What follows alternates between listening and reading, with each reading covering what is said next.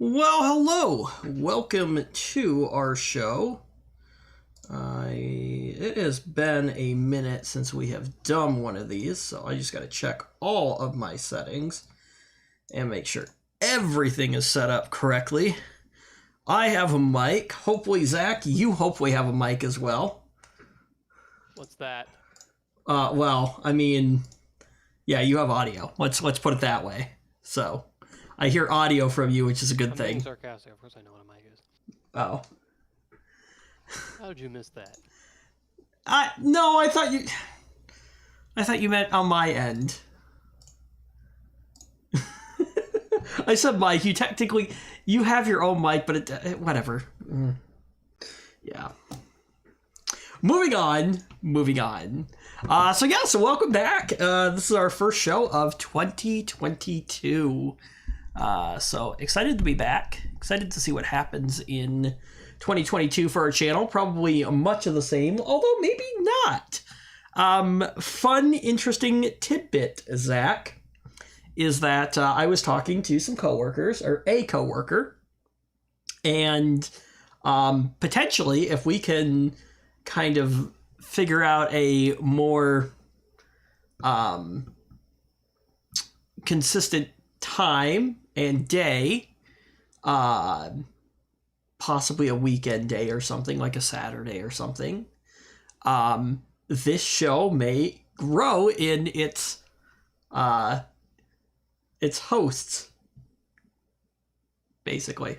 So you're telling me that whenever we feel like it is not an appropriate schedule? No, they say that consistency is a good thing, especially for people who want to tune into a show regularly. I swear. We used to be pretty consistent. Now, here's the good news about this, though, is that the more people we have as part of the show, it does give some flexibility for other people to say it's not a good day for them. They could take a day off, or a show off, I guess. So, I don't know. Details are still being worked out. I'm not getting paid, so... Details are still being worked out. The idea is that the more people that we have, the more in-depth the conversations will be. So yeah, to add a little bit more excitement into the show, and maybe to help actually figure out how to grow the audience of this show a little bit. Hey, can I put in a PTO request? Thanks. Emphasis on the paid time off part. If we gain a following and we gain enough people, it is potentially possible that we actually could have a little bit of ROI on this. Just saying, it's possible. Other people have done it. So. Ah, they haven't. Yeah, they have. There's been plenty of successful people. Oh, no way, never. So, yeah. So you left your previous employer. Yeah, screw them. So how's the new gig? Oh, it's just peachy. Ooh, okay. It's way better. Oh, typically peachy is not Well, you could use it in a sarcastic sense, and I often do, but no, I mean it in a literal sense. Not literal sense. I know peaches, but it is great. You know, peachy is technically is generally used as in its sarcastic form. That's all I'm saying. Mm-hmm. That's why I'm surprised that you decided to use it. Yes. So, but anyway, so what exactly is the new role? Well, my manager is in charge of the Microsoft Endpoint Manager for the company. Okay. And I just kind of do what he asks me to do. So we are exploring. So my current organization utilizes SCCM, and we do use. We're still calling it Intune. Even though it's Endpoint Manager because the name changed. Yeah, we kind of call it Intune as well. That's because that's what it was. So anyway, so we are using it in specific places. I'm curious to know, how much have you done with it? A lot, or are you still like Not learning really a stuff? lot. I've just been like, getting stuff enrolled. So one of the features that is supposed to be a part of Intune is that when you join a device through Intune, there's also supposed to, this is how this has been explained to me, and of course rarely this happens in IT, is currently we have a wipe process that we do. The idea would eventually be to transition this to using Intune to basically initiate the wipe of a system, right? How it's been sold to me is computer has been connected to Intune, right? Previously. Computer connects to internet, you hit wipe button, and like 15 minutes later, device is wiped. Yeah, that's certainly a possibility. Okay, I wasn't sure if you had actually had any experience with that, because No, I haven't done it. that's how it has been sold to me and various other members of my direct team. But it hasn't MDMs worked. Out there have that capability. For us, it hasn't worked. I had another coworker today trying to do this with a Mac, and he's still working on it. And he started working on it at like 8 o'clock in the morning. Well, the big thing is that it has to be connected to the internet. Now, okay, see, I think that might be where some of our problem is. Ooh, that reminds me, I need to make a note to bring that with me tomorrow. So, my particular entity is very strict on security.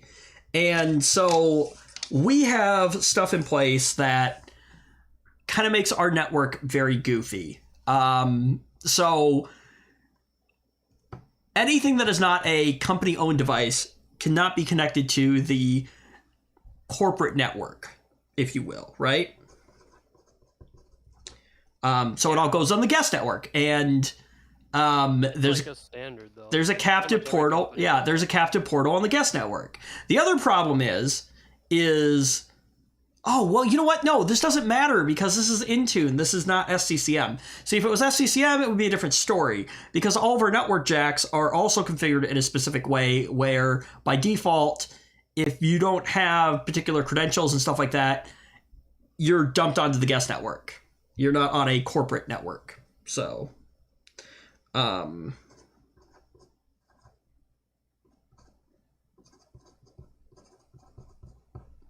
yeah. I need to bring my USB-C network adapter tomorrow. So the other problem is that, we have all these new Macs that only have the USB-C thing on the USB-C port on them. Stupidest thing in the world. Yeah, that is such a garbage trend. At my last job, they were buying new laptops with only USB-C on them. Well, no, not only USB-C, but they didn't have Ethernet. A lot of things don't have Ethernet these days. So that's stupid. My company-owned device is an IBM X1 Extreme. Great little laptop. It's got a Core. IBM still makes laptops. I thought they sold. Oh, actually, I'm sorry. It's Lenovo. It's a Lenovo ThinkPad. Oh yeah, they gave me a ThinkPad too. It is far from the tank ThinkPad that I remember, but yeah, it's a ThinkPad. Do you know what specifically they gave you? A ThinkPad? I don't know. Right, but you don't know what model? T15. What am I supposed to know with that? T15 or a P15? T. So we have P15Vs, and they have a weird issue in the BIOS where like the fan curve is super screwed up. So it always sounds like they're taking off. Why don't you just update the BIOS? Because it hasn't been fixed in a BIOS update. Oh, lovely. Dells we had at the old company did that. Or at least some of them would do that, and it would be fixed by a BIOS update. Yeah, no. One of our guys figured out though that like there's a third party like fan control software, and Lenovo's even like, yeah, we know it's a problem. Go download this thing. That's like their solution. No, so our Lenovo's, we run the Lenovo like update software on them, And so it goes out and it checks for like drivers and BIOS updates and Oh, the malware? Yeah. This one I don't know if it's necessarily so much malware. It's malware. It's a nice way to keep the systems up to date for No, look. Those manufacturer garbage update utilities, all they do, like, okay, so you start up a new system, right? uh-huh. Through the first time setup, you don't connect to the internet because you're not a dummy who uses a Microsoft account. We use an SCCM server, but yeah. Connect to the internet, and then what happens? Your manufacturer bloatware connects to the internet and says, "Hey guys, I'm here. Send me the 25 other trash utilities that I should be installing. Woohoo! Let's go! Let's go! Let's go!" No. We actually, this does not install on the system by default. We actually put it on there. So we actually... but it's the same tool that comes pre-installed on most of the crap. Potentially, yeah. Well, we have a golden image that we pull from, and then we deploy that. I just hate those garbage manufacturer update tools. They're just... bleh. I think this one's actually decently put together because it's for ThinkPads. Bloatware trash. I don't know. This one does a lot of like the BIOS updates and things for us, which is kind of neat. And like the actual Lenovo drivers and things. So I don't know. We have good luck with it. That's why we use it. But anyway, I'll never trust it. So you're mostly doing Intune stuff then? Yeah, I guess so far. Endpoint management. So like, what does your new entity do overall? Building supply. Oh, okay. So you're part of like the security team for them or something. No, endpoint management team. So you just manage endpoints then? That's it. That sounds kind of... I don't know. Is there enough... I guess you're still fairly new. I was going to say, is there enough in that it is still exciting every day? Kind of, sort of. Look, let me put it this way. It's way easier. I'm doing way less work and I'm getting paid way more. Okay. What's not to like? Well, I mean, you're weeks, one of those types. In the last 2 weeks, I've been to the office twice. Okay. I mean, yeah, working remotely. Sure. Want to hear what I did for 2 days this week? Probably sleep in the office? No. Okay, good. Why? Why would you say sleep in the office? 'Cause you're just that kind of workaholic type. I am not. This is almost worse, though, than sleeping in the office. Oh, God. That's a high bar. So, our like sister company, right, has moved into the first floor of our building that was previously owned all by my entity, right? We previously like owned all that space, right? And we've downsized in on-site people, right? A lot of our workforce is remote. So we don't necessarily have the need for that space, right? And so this other entity came in, and what it meant is that we had to kind of clean up the rest of the offices down there, move all of our assets out, things like that, right? So this has been a couple month-long process. They just moved in this week. Was it this week? Yeah, Monday. And we had a mail room on the first floor with a large printer in it. You know, one of those, like, you know, really big, like, office style ones, right? So that got moved up to the second floor. And we wheeled it into a corner. There was a network jack there. I had to work with the networking team to, you know, basically trace some cables back and have a switch port brought up and, you know, plug it in. And yay, it was happy. It was on the network, right? Well, so what was it, like Tuesday or so? Had to have been Tuesday. Yeah, Tuesday.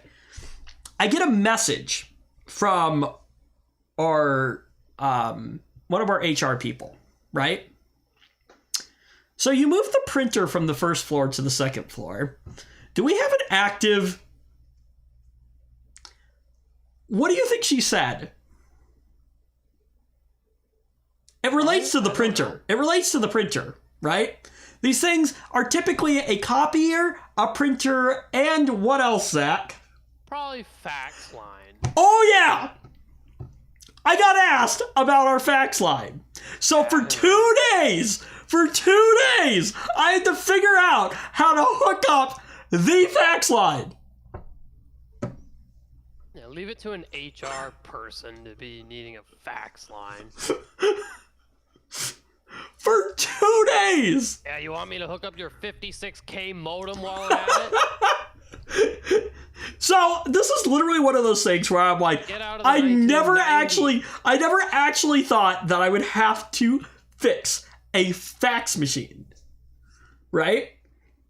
So actually, they're sadly kind of common, but they're usually like software fax machines, if you know. Yeah, no, this one actually has a physical analog line that goes to it, right? Wow, so let me explain how this works, right? That's so we have our telco room, right?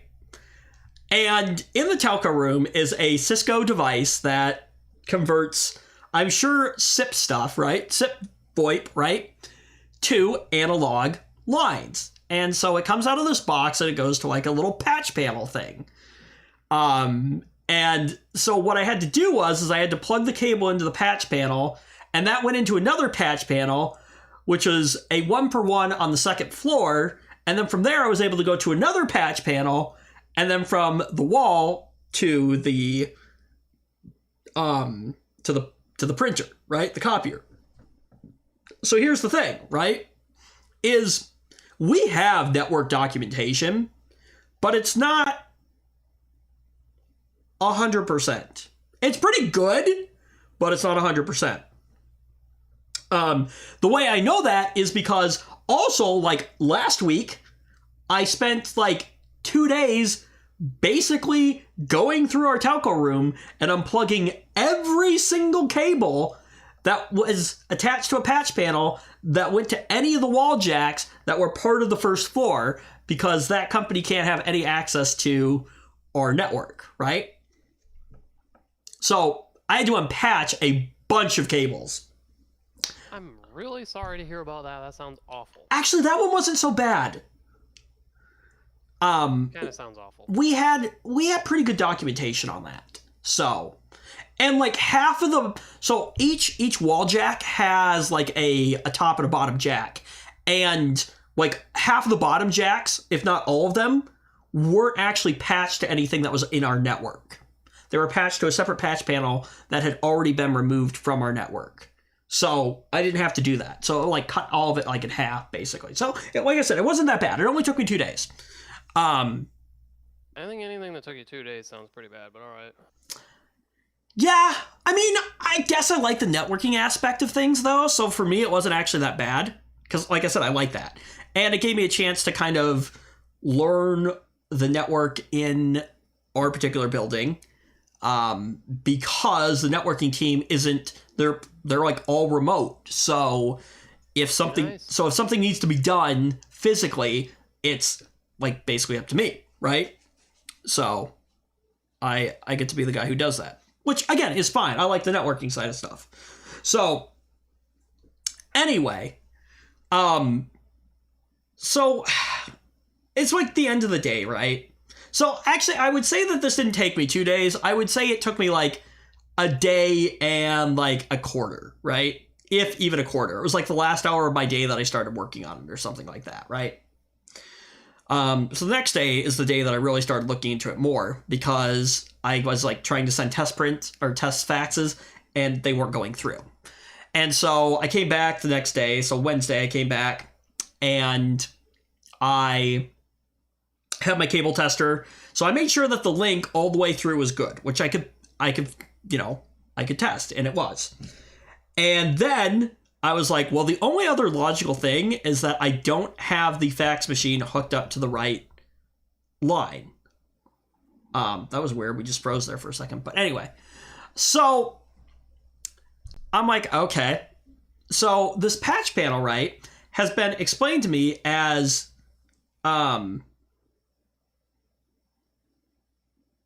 okay, sorry.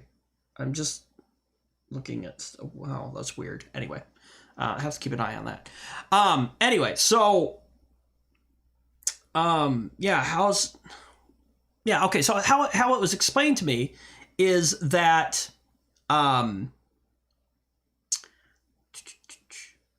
sorry, I keep getting a pop-up here and it keeps distracting me. But the patch panel has, I might have to look at some settings later with regards to the live stream. Anyway, so the way it's been explained to me, though, is that this patch panel, right, each individual port on it is supposed to be associated with a separate analog phone number, right? And of course, none of them are labeled, right? So we're trying to track down the correct phone number for, what the fax line would be, right? And so me and another guy actually went on a treasure hunt, right? To find, I kid you not, Zach, an analog telephone. Oh boy. There happened to actually be one. So we find that and, we're plugging stuff in, and so we plug it into the port that we think it is, and we're like, oh, wow, no, there's no dial tone here, right? So anyway, one of the other guy's suggestions is, well, why don't you just plug it into each port, call your cell phone, and that should tell you what the phone number is. So I do that, God, right? That sounds so annoying. So I do that, and I plug it into the first one, and I call it, and I look at the phone number, the caller ID, and I'm like, it's showing from the main phone number for our business, right? I'm like, okay, well, that's strange, but whatever. So I plug that cable back in. I go to the next one. Same thing. Go to the third one. Same thing. Go to the fourth one. Call an internal phone then. Same thing. Yeah, so when we call out, it masks the phone number, and it shows as being just from the main phone number. So now I'm like, well, this is useless, right? So then the next suggestion was, well, why don't you go back, plug the phone in to each individual jack, and call the actual fax number, right? And then just wait till you find the one that rings. So I'm like, okay, fine, whatever, right? So I plug it into the first one. I call the phone number. Sounds awful. Guess what happened? Did it come from the company main line number? No, it rang on what was supposed to be the fax line number. Wait, rewind. What? So now I'm plugging this analog telephone into each individual jack, and I'm using my cell phone to call the fax number, right? Oh, and seeing which one rings the phone. Yeah, and seeing which one rings the phone, which happened to be the very first one that I plugged into, which I was like I heard the phone ringing, and I kind of was there for a second, and I was like, wait, is this actually ringing? So I picked it up, and I'm like, oh. So I try a different one, and it doesn't do anything, and I go back to the first one, and it starts ringing again, and I'm like, well, that must be it. So anyway, so that's how I spent literally a day and a quarter fixing a fax line. That sounds garbage. Yeah. That sounds like absolutely garbage. I mean, I can think of better things to have been doing with my time, but yeah, not horrible. A lot of things are higher than anything fax related. Sadly, that was one of the more exciting tickets that I had to work on currently right now. Probably. I have a good stack of tickets right now. The problem is that I can't finish any of them because it's all stuff that I'm waiting on for either other people or for things to happen. So, one of them is a problem with a piece of software that we use, and it's broken, and I've got a support ticket open with the company, and they're like, yep, we know it's a problem, we're working on it, we'll let you know when it's fixed. And I haven't heard anything, and it's been a month. Oh, okay. Sounds like you can safely ignore that problem then. So so that's a ticket that's open. I have a system that we were supposed to wipe that we couldn't wipe because every time you plugged a flash drive into it to try to wipe it, it would just be no, I don't want to. And so then we were like, well, it must be the computer. So we took the drive out, we put it into a different computer, and that didn't work either. And so now I have to figure out what computer that drive is in, because all the computers that were there that were in a, like, I knew where the computer was, and that was in a room that we no longer like own now because it got acquired by the other company. And so I had to move a bunch of stuff. So now it's in our warehouse, and I sort of kind of know where it is, but I don't really know where it is. Man, I am so glad I don't have to look at tickets anymore. See, that's the best thing about this job. I don't have to do tickets. Okay, so I was actually talking to... I've been in the ticket system because I still have an account in ticket system. Like, we don't have to do like the, the bogus, like, my password or, my fax line or my Outlook, no worky good tickets. We have to do the endpoint management tickets. So, like, hey, we just ordered a laptop for, Billy Bob Joe, and, he works here, and make sure he gets his apps. Okay, great. So, okay, I was actually talking to my coworker. I don't have to do any of the garbage that the technicians have to do, and I've seen some of their tickets, and oh my god, I feel bad for them. Okay, so I was talking to my coworker about this today, because while I am, yes, technically a quote-unquote ticket drone, right? The type of tickets that come in to our help desk are not like your typical tier 1 tickets. We're like a tier 1 and tier 2 kind of... One. Huh? Rolled into 1, been there, done that. Right, rolled into 1. But when it comes to then escalating those tickets, we're escalating them to other teams that are responsible for those particular roles. A lot of my tickets are, hey, I don't have access to this. Please help me get access. Mm-hmm. And a lot of it... The last job I had, I was basically like, there was hardly any distinction between the tiers. It was just, okay, there's tier 1 and there's tier 2, and some of them are better than others, and that's just it. Like, yeah, no, like our tickets are like actually on a level of like they're not like what you would find. They're not like, hey, I forgot my password, or hey, my printer's not working, or they're typically not. Any of those? I mean, I feel like you should get some of those. I get a few here and there. Like, we moved the accounting department, and I got a message today from one of our accounting people saying, hey, I can't print to my printer. I knew exactly what was wrong. It was that we had decided to take those printers off the network, and I just needed to install the drivers real quick, which I already had ready to go. The whole thing took me 5 minutes. I was like, hey, just run this, click some buttons, and they were able to print. So... that's always good. But yeah, typically no. Typically the tickets that I get are like, oh, what did I get? I got a ticket today for somebody requesting billing access to a particular system that we use. And basically what makes this a more elevated thing is that it's not just creating an account for them. They should already have an account for this particular like thing. But we utilize like Active Directory to basically grant people roles. And then based off of like the roles and things like that, that's what actually grants people access to specific things. So it's working with other teams. So my particular team like gives people the access to the roles, but we're not responsible for creating those roles. That's another team that handles that kind of stuff. Yes. So it's working with them, it's figuring out what they need, things like that. So, like I said, a lot of our tickets are a lot of higher level, things. It's not, like I said, it's not answering questions about, hey, my keyboard stopped working, or things like that. And you don't ever have to entertain those requests? Not very often. Wow. But if you got them, who entertains them? We really don't, because remember, we're a software development company. Because your clientele is much more intelligent than the ones I'm used to, right? I would say so, because of the type of work that my particular entity does. We are a software development company. And so a lot of my end users are software engineers, software developers, people that have some good tech background just in general. You walk through the office, there are a fair few number of people that have like nice mechanical keyboards and mice and yeah. Oh yeah, my new manager has a friggin' like RGB Corsair on his desk. So I That went. was kind of funny when I saw that. I was I like, okay, this must be pretty laid back, I suppose. I have a nice mechanical keyboard at work. It is Cherry MX Red Silence.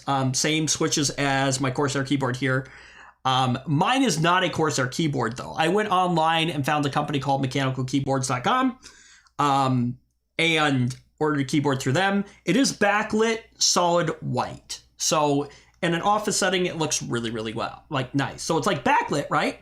But there's no RGB or anything. In fact, I didn't even want any lighting effects on it at all. But I do actually like the fact that it lights up white. But no, so it's a lot different. So I typically don't get those kinds of requests because people have already usually tried these simple things. Must Like, be nice. yeah.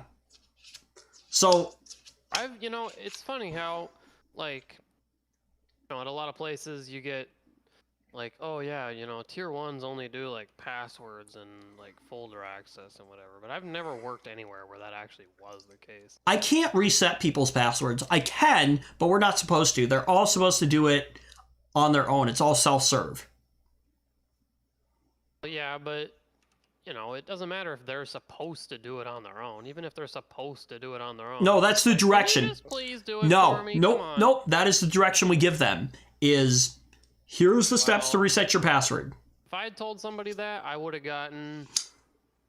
They probably would have complained, and then I would have gotten asked why I didn't just do it for them. No, we don't, because our security rules are written, our security policies are written that way. So I am not supposed to know anyone's password. Well, yeah, of course, you mandate that they have to change it. Here's the problem, though, is But you only know it for like a minute. Right? I can't even know it for a minute. The problem is that there's I won't say exactly how long it is, but there is a time limit on how long a password has to exist before it can be changed.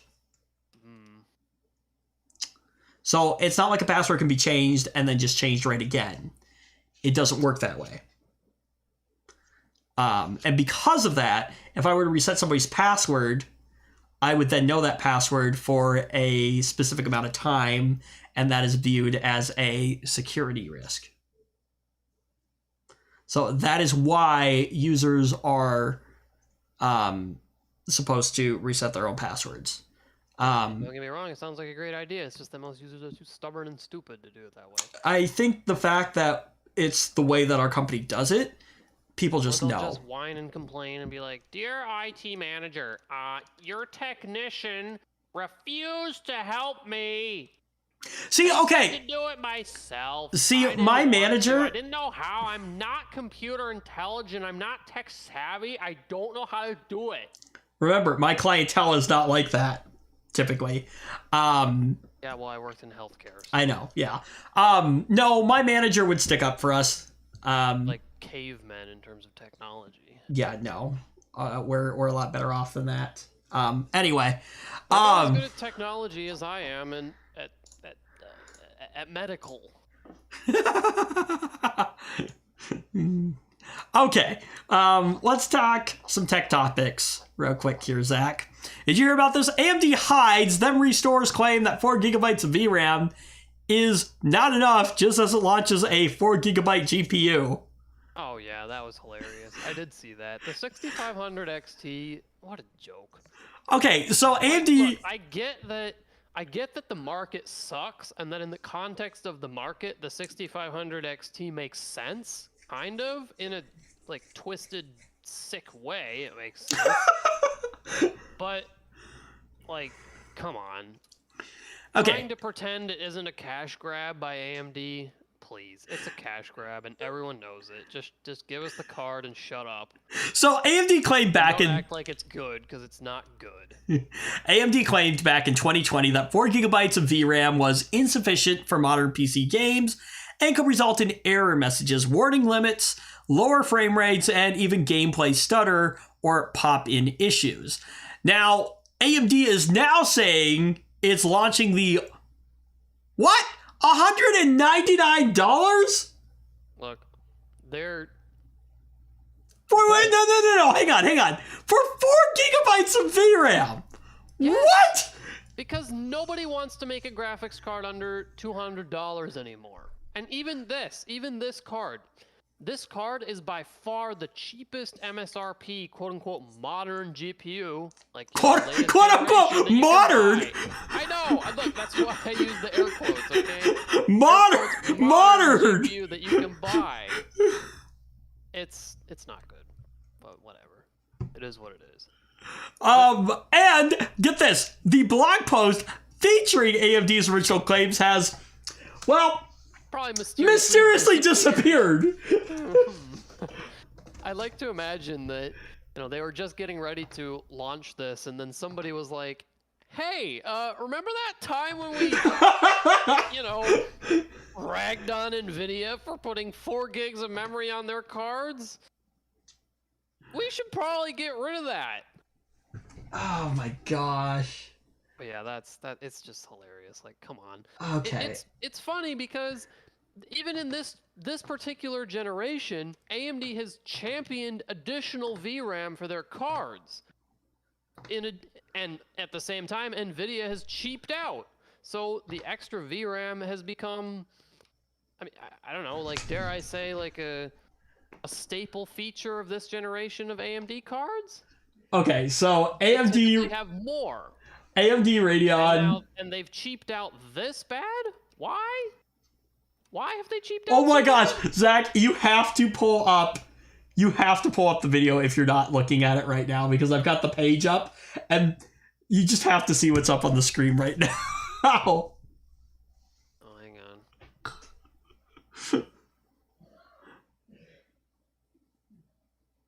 on. This is, oh my. What? Right- Oh, right- what am I looking at? Right here in the red section. See what that says? Up your game performance? It's just a typical marketing practice. Performance to step up your game. Introducing the new Radeon RX 6500 XT. I love how they have the XT on the end there. Like, it's like better because it says XT on the end. Like, woo! Right? By the way, I have no idea how AMD names their cards, but like, to me, that's like an NVIDIA putting like a, TI on the end of it, right? Yeah, AMD's the XT thing is honestly worse than the TI thing because, like, It doesn't. The TI thing doesn't even mean anything anymore, does it? well, no, but the thing is, there exist XT cards, in price brackets where there are no non-XT cards.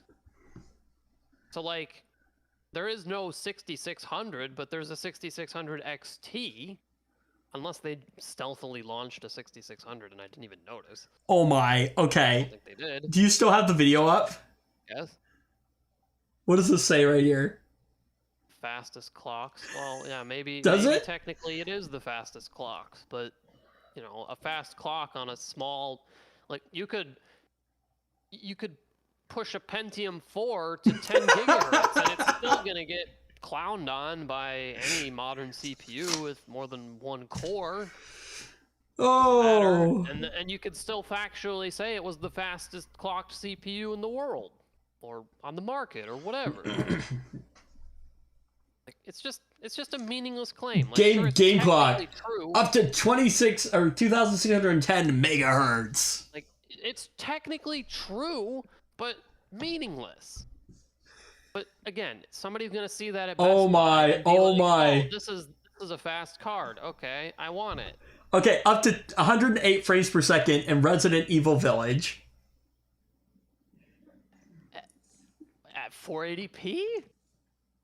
No, at 1080p. High settings. Wow. Okay. Up to 104 frames per second in Fortnite. Well, okay, a toaster can basically run Fortnite, so, I mean, sure. Apex Legends at max settings, up to 91 frames per second. I'm not even really privy to the. And like, where are these numbers? I know, where are these numbers even from? Yeah, like, the thing is, the manufacturer benchmarks are always a load of crap. Oh my. Okay. Manufacturer benchmarks are always a load of trash. Just 107 watts? okay, here's another insidious way that they cheaped out, okay? Did you notice? Where does it say? Where does it say the interface type? Oh. What does it say? Try to find it. Oh. Connectivity. Go down to connectivity. That's what it has for outputs. Oh no, okay. Hang on. No, scroll down all the way to the bottom. Oh nope, it doesn't say it down there either. Okay. Footnotes. No, but here's the thing. It only uses 4 PCIe lanes. Well, yeah, it's a low-power card. No, but here's the thing. It's actually significantly hampering performance in certain scenarios when you have a PCI Express 3.0 motherboard. So people who don't have PCIe 4.0 are really losing performance on this card because they cheaped out on the VRAM. They cheaped out on the number of PCIe lanes. Like just a few more traces in the PCB. That's it. Okay, it's effective memory bandwidth up to 232 gigabytes a second. Okay. It doesn't even have a hardware encoder, I don't think. Requirements. Typical board power, so yeah, 107 watts. Minimum PSU recommendation, 400 watts. So? I just, like, 100 and... Can it pull that from the motherboard? 400? What? No, 107 watts. It probably needs a 6-pin. Okay, so it does need a 6... Okay. Fine, I'll give it that at least, that it needs a 6-pin. Why is that good? It's not good, but it's like... I mean, at least it's not pulling all of its power from the PCI Express slot. If it was, that would just make it more efficient. I don't see the problem. I was just thinking back to that time where we, put a 1080 Ti in my... Or, no, it was a 980 Ti in my toaster computer, and we had to do the... remember we had to run it off your power supply from your... Yeah, I remember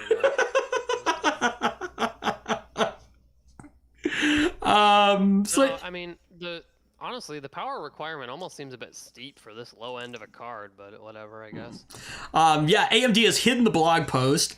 It was previously accessible the other day, and a Google cached version from January 16th has the post in full. AMD is leading the industry at providing gamers with high VRAM graphic solutions across the entire product offering. A Radeon marketing specialist for AMD and the blog post said in from 2020. Competitive products at a similar entry-level price point are offering up to a maximum of 4 gigabytes of VRAM, which is evidently not enough for gamers today. And that was back then. This card is just a cheap out on every level. Oh, I love this. 4 lanes of VRAM, 4 lanes of PCI Express. Hang on, Zach. Not even a hardware encoder. Zach. Like, come on. I have a GTX 750 in my closet that has a hardware encoder. Zach, okay. So the Verge says that after this article was published, the blog post suddenly reappeared. AMD there was no point hiding it because people were talking about it. AMD has not responded to requests for comment. They might as well just take the L and at least make the news sites look like they're talking a bunch of trash. It's dumb. This is dumb. All right, let's talk about Tesla real quick. Tesla owner is the first to face a felony charge for a deadly autopilot crash, Zach. Well, seeing as Tesla is the first company making self-driving cars available to anybody who can afford one, yeah, I guess that's not surprising that it's Tesla being the first there. So, California prosecutors filed 2 felony charges against the owner of Tesla Model S, the owner of Tesla Model S, for a deadly crash that happened in 2019 that involved... Hang on, how come they're filing charges against him when the car is self-driving? Because he's supposed to be able to take control? I don't know. So hang on. I haven't actually read through this article, so I'm guessing that there'll be something in here that will explain that, but hang on. So apparently the crash happened in 2019, involved the vehicle's autopilot system, marking the first time that a Tesla owner has been criminally charged in the U.S. in a case involving the automaker's avoidance driver assist system. See, okay, so here's the thing about Teslas. There's multiple things in place. There is the adaptive cruise control, which is actually really neat. And then you've got the cars which I would assume that the Tesla also has built in, that can automatically apply the brakes, so obstacle avoidance. Yeah, but presumably this person was using the full self-driving. Yeah, and then the self-driving, which is strange because from what I've seen, the self-driving thing, quote unquote, self-driving, still requires a person to be supposedly in the driver's seat, and you have to let the car know that you're there periodically. I don't remember how often it is. I think it's every 30 seconds to a minute or something. What? How do you do that? Do you just have to sit there the whole time saying, "Hi, car, I'm here"? No, you have to put your hands on the steering wheel very lightly or something. Okay. So according to the LA County District Attorney, the incident took place in Gardena, a suburb of LA, on December 29th, 2019. The 27-year-old was exiting a highway in his black Model S when he ran through a red light, slamming into a Honda Civic and killing 2 people. Good job. Okay. So 2 questions here. 1, so the software apparently isn't smart enough to realize it's a red light. And 2... It must be. I'm sure there was just a problem. Was this guy not paying attention? I probably wouldn't be if I had a self-driving car. I don't know. So the guy will now face 2 charges of vehicular manslaughter, according to charges filed with the California Supreme Court. He is currently free on bail while the case is pending, according to the AP. Autopilot, which can control steering and braking functions as well as perform automatic lane changes while on certain highways, has come under increased scrutiny from federal regulators. Yeah. I mean, let's think about it. Driving requires a fair amount of, shall we say, processing power to, there's a lot of logical things that you have to think of that I don't think a computer is capable of doing. Not at this point. Last year, the National Highway Traffic Safety Administration opened an investigation into over a dozen incidents involving Tesla vehicles using autopilot that have crashed into stationary emergency vehicles. Autopilot has contributed to a number of fatal crashes in the past, and the families of deceased drivers have sued Tesla for wrongful death. Tesla warns that drivers need to keep their eyes on the road and hands on the wheels at all times. Okay, what? That defeats the... Okay, paying attention, sure. I will give them that one. But your hands on the wheel at all times? That defeats... You probably can't react fast enough to correct an error without your hands on the wheel, though. Then that defeats the purpose of the autopilot. It's not autopilot if I have to sit there and have my hands on the wheel.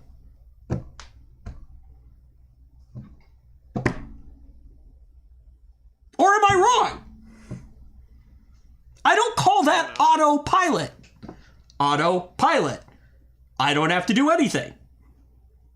Yeah, I guess. It drives itself. I'd still go with that over nothing.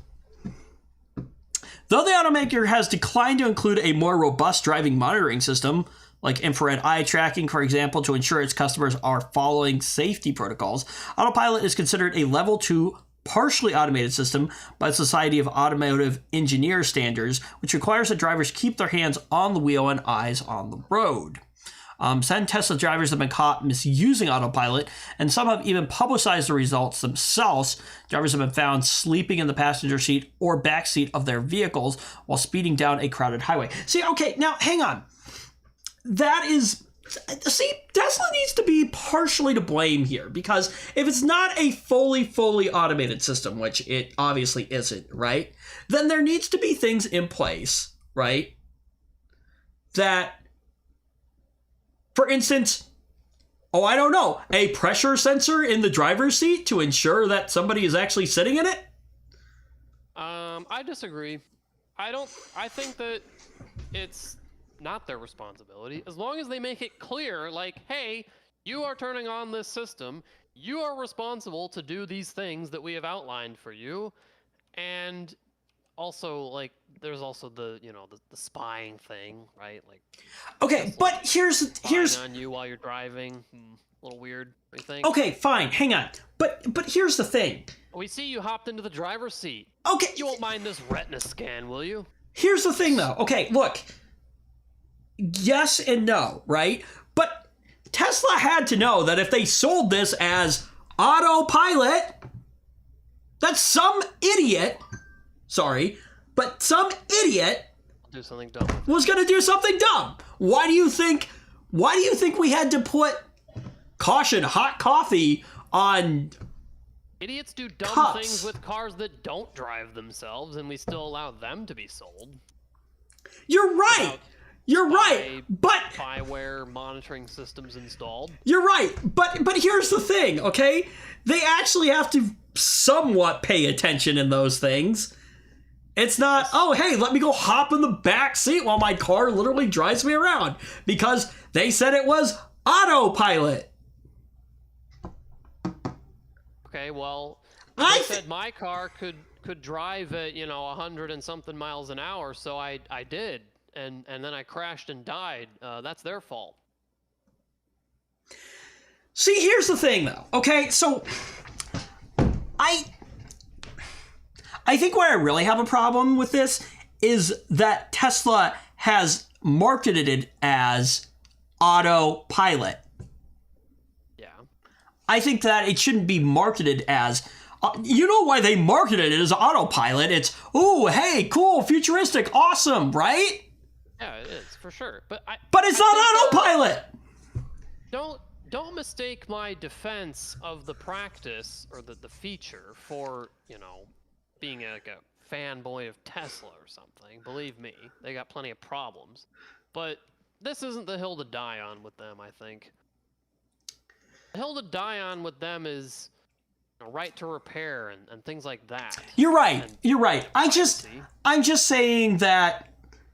not someone doing something stupid with something that they were told not to do something stupid with. Right, but again, Tesla had to know that they were going to do something stupid. When you why do you think people are sitting in their passenger seats while the car is driving itself? Well, one, because they're idiots, sorry. That's just the blatant truth, right? But because Tesla has marketed this as an autopilot system. If Tesla hadn't marketed this as an autopilot system, I'm sure that there are still going to be people that do stupid things, but maybe not to the level of stupid things that people have done. Because I think what happens is that, and it's possible even well-intentioned people, right, are giving the vehicle more credit than it probably deserves at this point for its quote-unquote autopilot features. So has Tesla really been transparent enough with it's quote-unquote autopilot, but you still need to pay attention?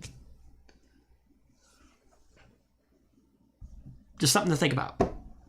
I don't know. I thought at one point Tesla said that they were going to take responsibility for that. Like, if a car crashed or something, they were going to be like, oh yeah, we'll take responsibility for... I thought I heard that somewhere, but I don't know. Oh, I would believe that when I see it. I know, yeah, logistically, right? It's like, that's not the way to make money. Yeah, so... Newsflash, being responsible usually isn't the way to make money. Microsoft news! Okay. Yeah, so Microsoft released an out-of-band update the other day to fix some Windows issues caused by some monthly patching cycles, like some updates that they basically sent out on the last patch Tuesday. The January 2022 updates that shipped last week included security patches and a fix for Japanese text appearance issues in Windows 11 and Windows 10, along with a secret payload of issues, including unexpected restarting of domain controllers. Oh, that's always awesome. And VPN connections using L2 TP failing. Whoops! Hope you didn't need that Active Directory server for anything. We're just gonna restart it. Well, they already take the liberty to restart your computer whenever they feel like it, so funny. Why not your company's domain controllers as well? Funny story. So, well, that's why you're supposed to have multiple. A funny story though. So this is like when I was pretty new. I got a message from our networking guy. He was trying to fix a problem, and I don't know if he changed something, and it was one of those things where it's like, oh, you changed this, you must restart, right? Because I get a message from him saying, so I may or may not have accidentally and like completely restarted the entire switch stack upstairs. I was like, what? I know, that's what I was like. Whoops. Whoops. So anyway, this made me think of that. One of the major issues that came up during the week for IT admins included finding that Windows Server 2012 became stuck in a boot loop. Oh. So we did maintenance recently, right? On our servers where we installed updates, right? And one of my coworkers actually reached out to me and said, I need to reboot my system because he had rebooted it and it wasn't coming back up. He couldn't remote desktop protocol into it. He couldn't RDP into it. So I wonder if that's what happened. I wonder if we got stuck in a boot loop. It's not often that you hear. Well, it's not that often that I run into a Windows update fixing a feature that I actually encountered. Bug, but with the frequency feature. The frequency they occur, you'd think that Microsoft is considering them features, right? So while other versions suffered broken Windows VPN clients and some hard drives appeared as raw formatted and unusable. Ooh. Ooh. Ouch. So this time, instead of getting rid of your My Documents folder, they just decided we're going to get rid of everything. We'll call it spring cleaning, Zach. Yeah. Ooh. Many IT admins were forced to roll back the updates, leaving many servers vulnerable with none of last week's security patches. The process is leaving some IT admins frustrated and sharing government grievances on Reddit. They found that the OOB update, an update separate from the usual timing that is downloaded and distributed manually by staff, would force them to first run last week's buggy patches, risking some domain controllers to continuously reboot, loss of access to external drives formatted as REFS, Resilient File System. I've never heard of that. And broken VPN connections. I've never heard of REFS either, actually. Now, see, we might not have been affected. So the way that my particular entity releases updates for Windows systems is we actually go through and we look through a giant list of updates that are available, and we select the ones that we want to basically distribute to our systems. So we actually approve the specific updates that we want, and then those then get pushed out. So as a general rule, we typically don't do like any major updates. We don't push out. We have development systems that we will push those updates out to, and usually it's like a planned out thing.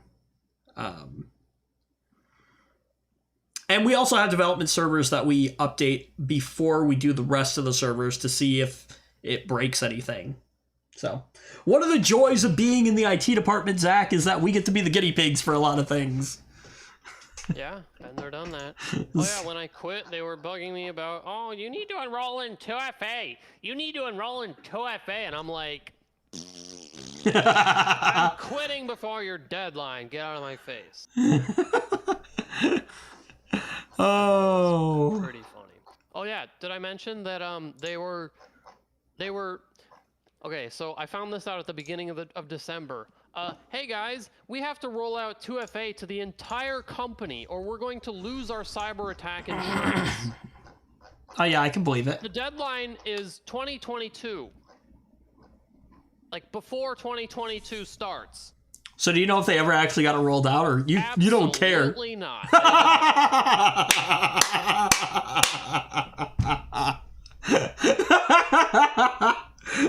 Oh, so my current entity utilizes a 2FA system for logging into our systems. Ours is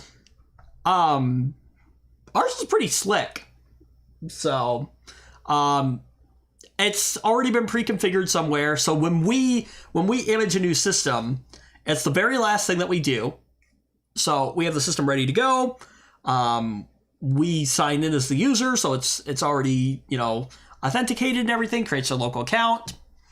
And then the very, very last thing we do is we install our 2FA software on there through Software Center. And I kid you not, Zach, the entire installation literally takes 30 seconds, and I only have to click one button. Nice. And then see, here's the thing though. It's not the deployment of the software that's a concern. No, it's the adoption by the dumb users that is the problem, right? You mean I have to use my phone for this? What? I will not use my personal phone for this. Well, then you're not going to be able to use your computer. Simple as that. That's how ours are set up. It's you either have the two-factor authentication. Had to do this before. Why do we have to do this now? Security. I've been working here 20 years and never had to do this. This is ridiculous. Oh my. Yeah, I can see it. No, just the thickheads in the company. Just no, they're just okay. So I'm gonna grab it, and I'm gonna try to be.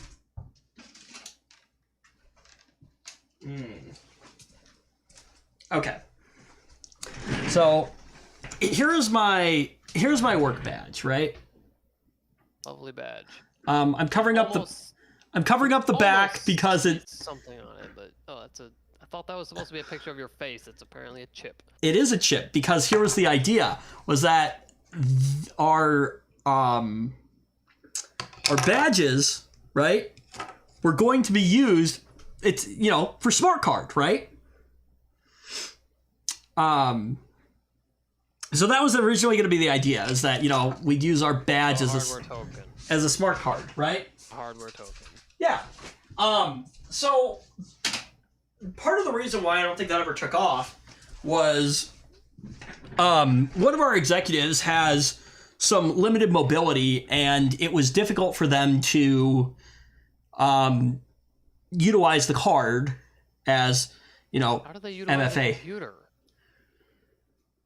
It wasn't. They can't use this. How do they use a computer? No, it was in relation to. So we had like an external reader. And they had, I think, difficulty like reaching the external. I don't remember exactly. That's what I was told, was that this particular individual had some difficulty with that. And so what they decided to do then was, rather than utilize the smart cards, was to utilize a phone app, basically, for multi-factor authentication. why not just make a special case for that one person? And that's what they considered, but they were like, well, if if we're gonna have to look at the solution anyways for this one person, we might as well just utilize it for the entire company. Yeah, but it sounds just straight up worse. No, actually, it's not that bad. I would actually much rather just have. Well, this is not my other phone, but so I hate the phone thing. Like, I get a text message for so many things that I log into, and I just hate them. So I don't get a text message. Mine comes up. Yeah, use the Google Authenticator thing. Nope. No. So when I sign into my system, I get a notification on my phone. I unlock my phone and I hit approve, and that's it. That's annoying. I've gotten used to it now. So it's just it's no different from logging into a service and having to do multi-factor authentication. What I do appreciate though is that it's just a tap on it. So, yeah, it's slightly annoying here and there, but it's not too bad. So it sounds very annoying. Yeah. Well, mine's a text message and it's more annoying, and I hate it. So yeah, no, I don't get a text message. I don't have to type a code in or anything. I just hit the button and it logs me in. So, let's see. I'm gonna skip that one. Roku had a major outage, apparently. Roku experienced a significant service disruption on Wednesday evening. It resulted in some of the company's streaming devices and even Roku TVs. Okay, now this is funny. Roku TVs getting stuck on the loading screen. Another case of you don't own anything. What happens when they go out of business and right? owns a Roku TV? Yeah, they cannot use it. Okay. The fact that this is what's interesting, right? Like, I feel like the actual TV functionality should work. It's just like the smart hub that wouldn't work, which are complete garbage anyways. So like, yeah, they're horrible. Who cares, right? Yes. My one of my users at the church has asked us about like the smart functionalities on the TVs, and I've told them multiple times that like unless it's like a very last unless it's a last resort, it's clunky. I do not recommend it. It's not a good experience. Just avoid, get very far away, don't use it. So did I tell you how I probably have this TV for a couple years now, but I bought a nice Vizio, TV, right? Okay. And everything is a smart TV these days, right? Yes. I used the built-in smart functions of this TV for maybe a month. And then I said, screw it, and I plugged my Chromecast into the back of it. Okay, yeah, that's fair enough, I guess. And so I had Chromecasts. Actually, every TV in the house that I own, every TV in the house should have a matching Chromecast for it, because I like them that much. So I started with this one initially, this TV. And then I have my other TV that's up there. But this TV is I've had this for like a long time. I can't remember when I got that. It looks ancient. I might have been in middle school or high school. I can't remember. It's still a decent TV. It's only 720p, but as a secondary little TV for throwing something up like a graphic or something, or sometimes if I want to watch like over-the-air TV, I'll still talk to my buddy at the TV station from time to time, and I'll have it up just to see what's happening on the station.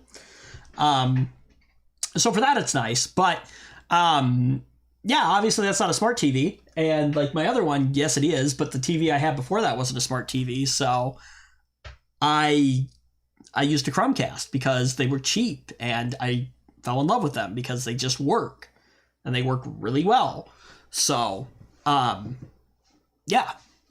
So when I realized that the built-in, hub on it wasn't that great, I was like, all right, I'm going to just plug the Chromecast back in because I know that works.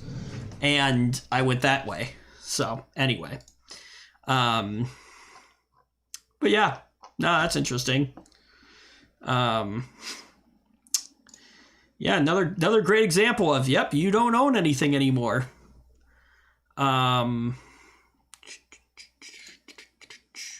yeah, this one's kind of frustrating. So, way back when Google was first launching like Google Suite, right? Or G Suite, that's what it was. They offered it free, which is really neat. And then they decided to make it a paid version at some point. And they grandfathered everybody in, right? Who had a previous free account. Now they're saying that in July of this year, anyone that has one of those legacy free accounts is going to have to start paying. Unfortunate. Yeah. I don't use it. I don't know how I feel about that. I've still got some legacy accounts that have it. I think there's only one that really will probably affect anything.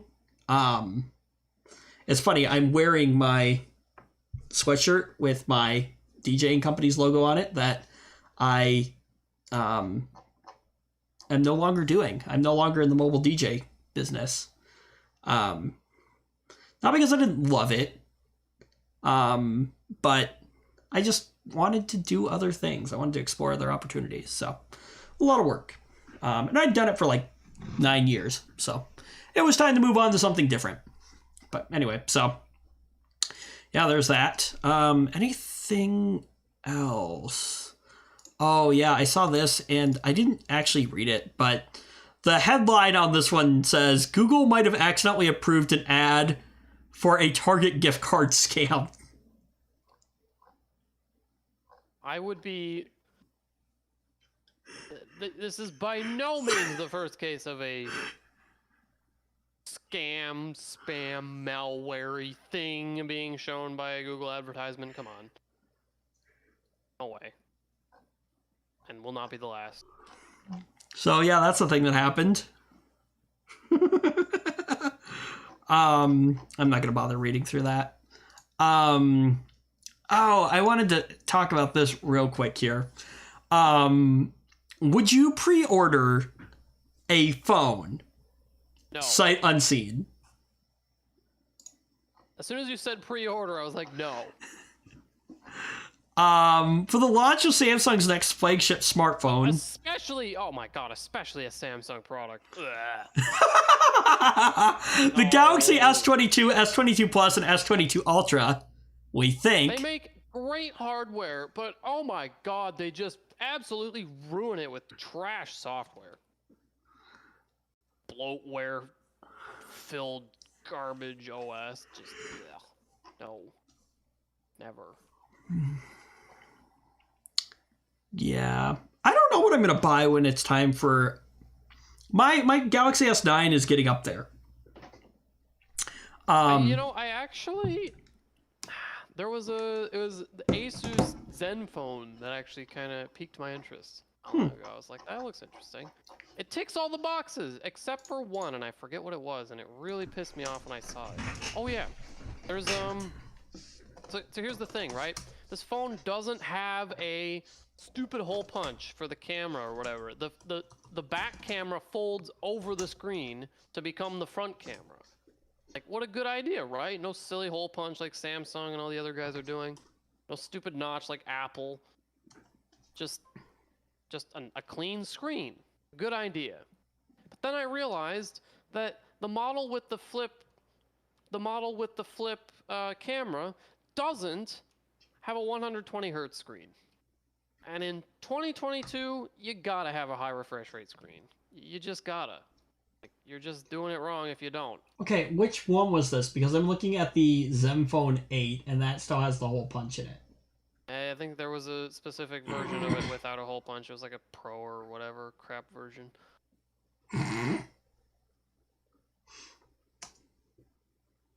Oh, is it maybe the Max? I don't know. Flip, actually, it might be.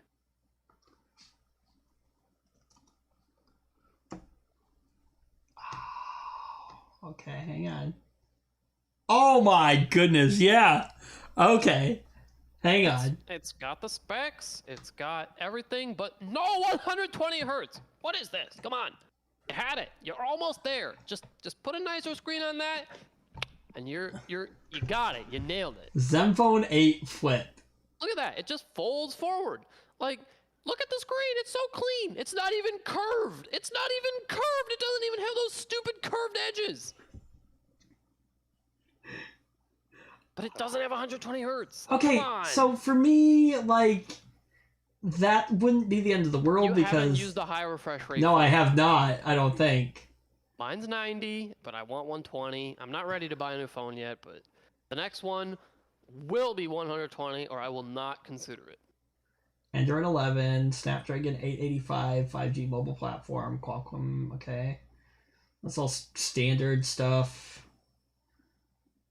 See that screen? Look at that screen. So it's 90 hertz. The 1080, 90 hertz. No.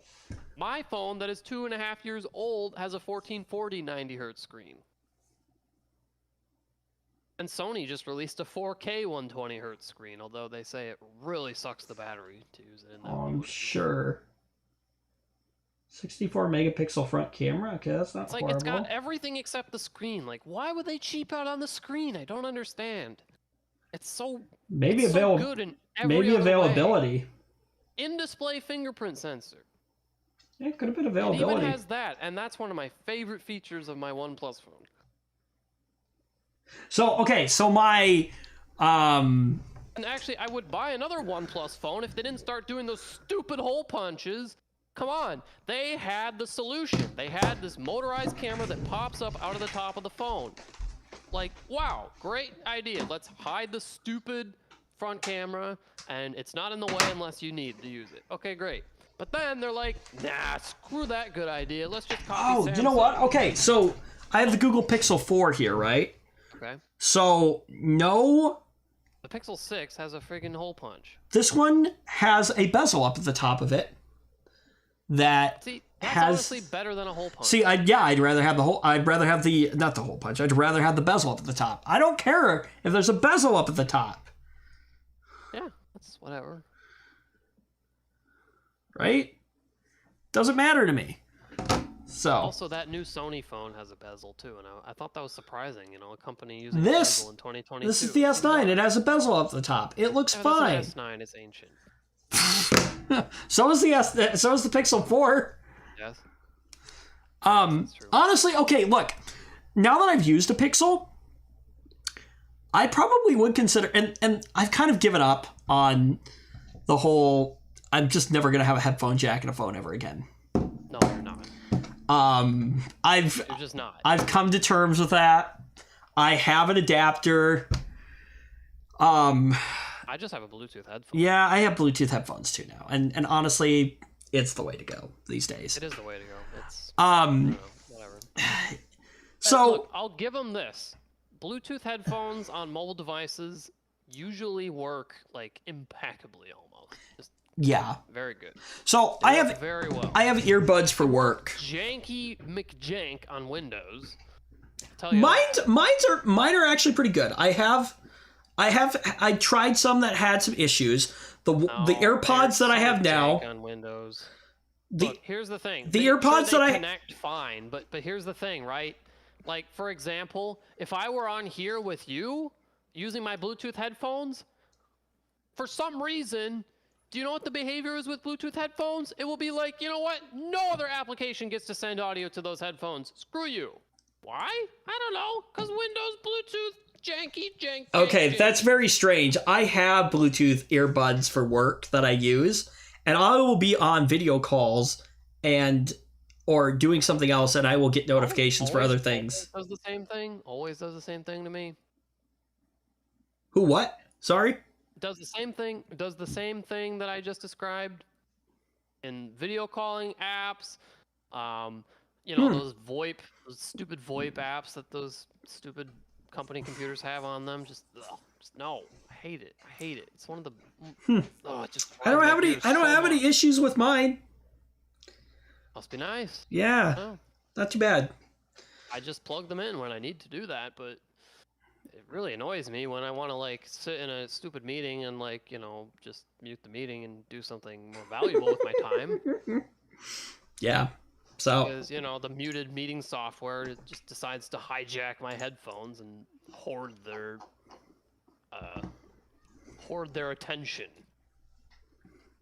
It's very annoying. yeah. I hate it. Cool. All right, well, that's all I got for the show today. So thank you so much for joining us. If you enjoyed the show, please give it a thumbs up. If you didn't, thumbs down. Get subscribed if you haven't done that already. Hopefully we'll be doing many more shows this year. And maybe some new faces on the show. But yeah, anyway, we'll see you later.